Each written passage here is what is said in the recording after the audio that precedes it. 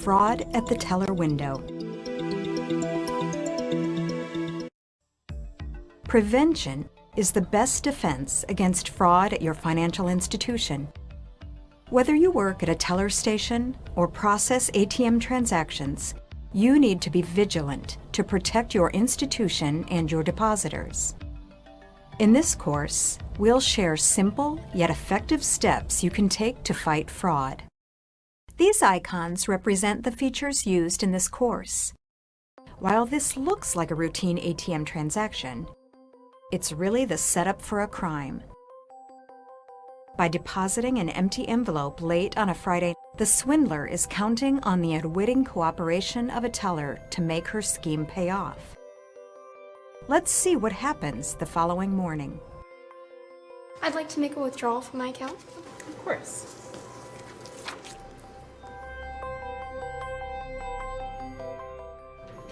The scammer will walk away with $1,000 in cash because her phony deposit the night before had been credited but not yet verified, and the teller didn't properly check the account information. The purpose of this course is to help you understand how fraud occurs at the teller window and ATMs, and to help you spot some fraud red flags. Let's do a quick true or false exercise to get an idea of what's coming in this course. Which of the following statements are true and which are false?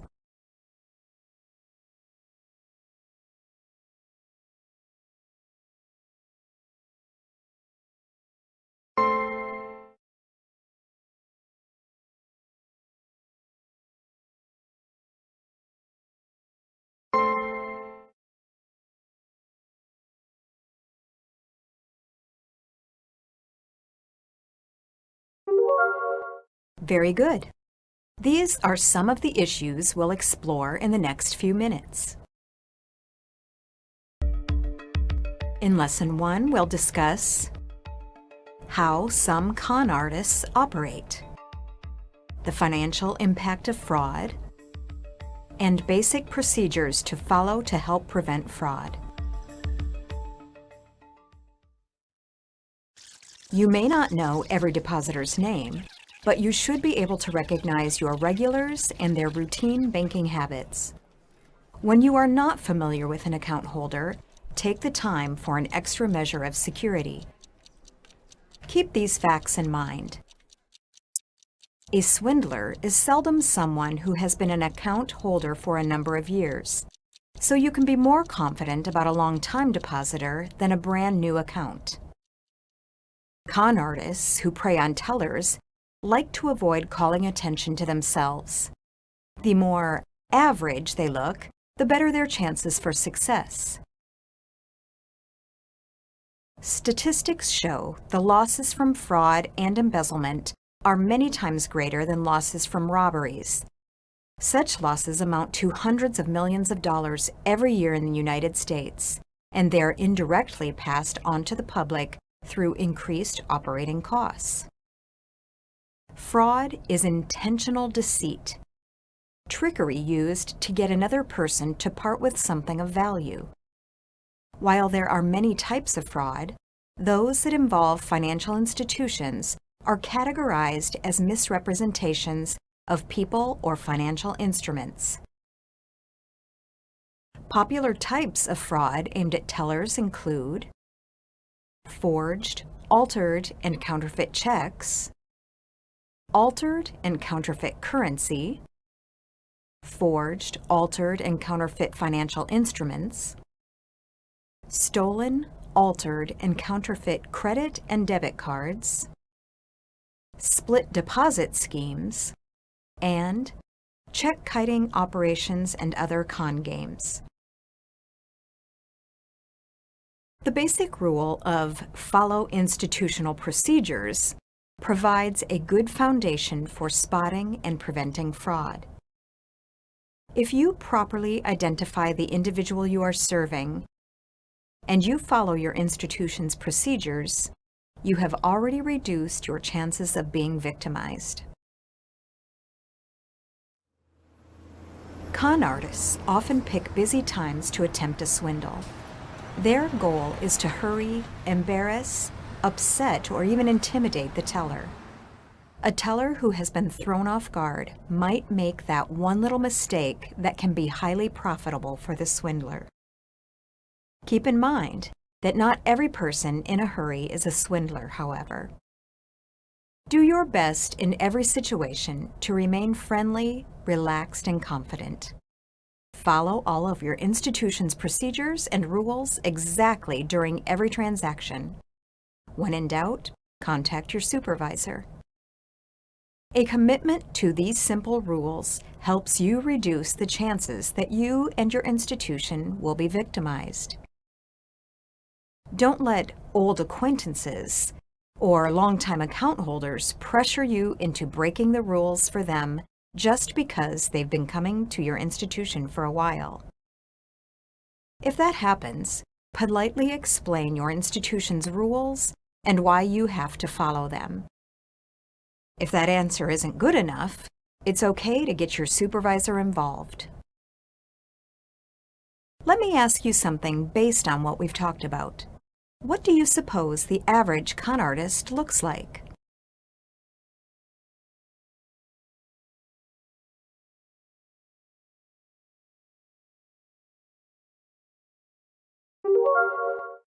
That's right. Con artists don't fit any standard profile. Fill in the blank. What word would most accurately complete this statement?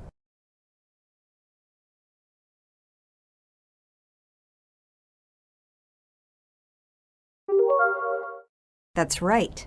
Swindlers usually haven't been long-term depositors at the financial institutions they victimize. Here's a picture of Dan Wellington. He's been an account holder at your institution for years. Today, he brought several large, out-of-town checks he'd like to cash, more than your institution allows. What's your next step?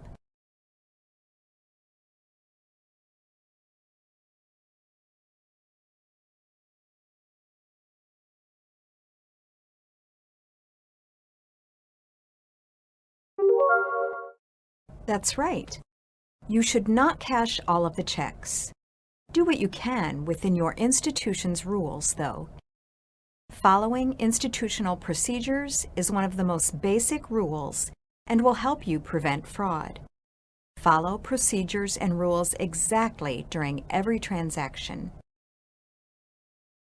Okay, let's review Lesson 1.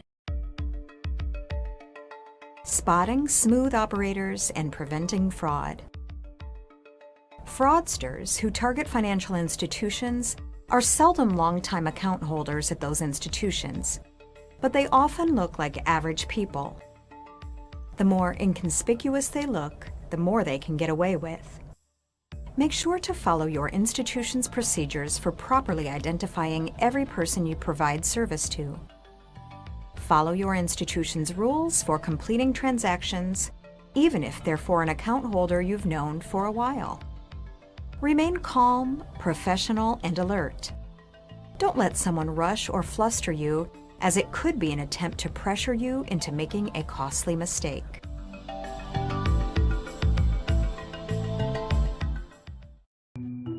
In Lesson 2, we'll discuss how to spot red flags that may indicate attempts to defraud your institution through ATM use. Individuals who process transactions made through ATMs have an especially challenging task when it comes to detecting and preventing fraud. What's more, swindles involving ATMs are growing in number and creativity. In ATM-related fraud, swindlers rarely come face-to-face with anyone. This makes many con artists more comfortable and more likely to try swindles that they might not attempt in person. Spotting ATM fraud is especially difficult because all you ever see is a log of transactions. But you can learn patterns of account activity and look for unusual deviations. For example, personal and business accounts normally have different number sequences. Certain deposits made out to businesses that are being deposited into personal accounts can be red flags that indicate the possibility of fraud. It's not a normal business practice for a check made payable to a business to be endorsed without a restriction. Be on the lookout for practices like this that stand out as being unusual or suspicious. The ATM transaction teller should always be on the lookout for unsealed or empty deposit envelopes. Some criminals deposit unsealed or empty envelopes and then try to withdraw cash immediately from a teller, claiming that the withdrawal was covered by a non-existent deposit. They might later claim that funds were stolen or lost from an unsealed envelope. Many ATM deposit envelopes are punched with holes as a safeguard against this type of swindle. We should note, however, that many ATMs no longer allow envelope deposits. Carefully follow your institution's policy if you handle ATM transactions. You may be required to check the deposits in the presence of a second person before opening or handling them, especially if they appear to be empty. This protects you from allegations of theft while you identify potential ATM fraud. Finally, check your ATMs often for the presence of skimmers. These are devices that thieves will install onto the machine that collect card information. The thieves can then pick up the device later. Skimmers are also capable of transmitting stolen data remotely. They're often designed to look like normal components of ATM card readers, so look carefully. It's time for a few final questions. Answer true or false to this statement.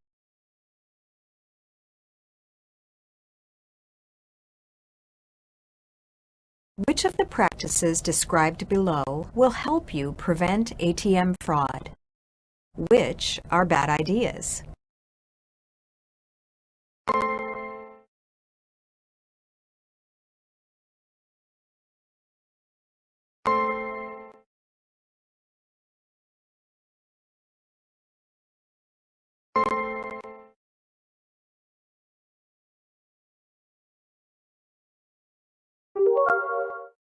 Good work on that. You seem to have a solid understanding of ATM fraud concepts. Before we wrap up, let's do a crossword.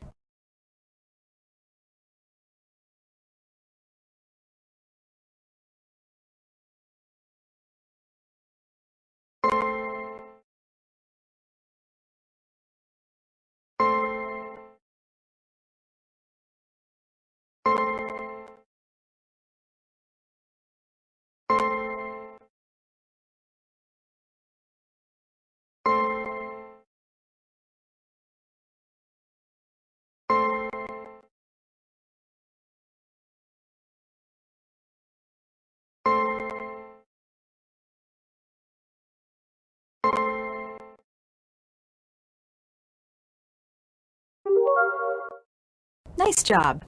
The puzzle is finished. All right, that's lesson 2. Let's recap. ATM-related schemes. If you process transactions made through ATMs, you have an especially difficult challenge when it comes to detecting and preventing fraud. That's because con artists who commit fraud through ATMs rarely come face-to-face with anyone. Learn account activity and then be on the lookout for anything that looks like a deviation or something out of the ordinary. It could be as simple as an unusual endorsement on a business check.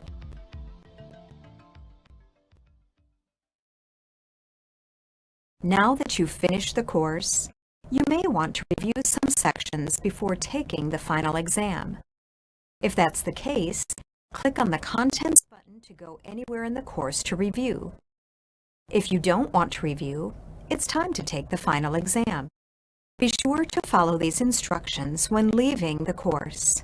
Do not exit by clicking on the X in the upper right-hand corner of the window, or you may not receive credit for completing the course. To be sure you get credit, exit by clicking on the Quit button. Good luck on the final exam.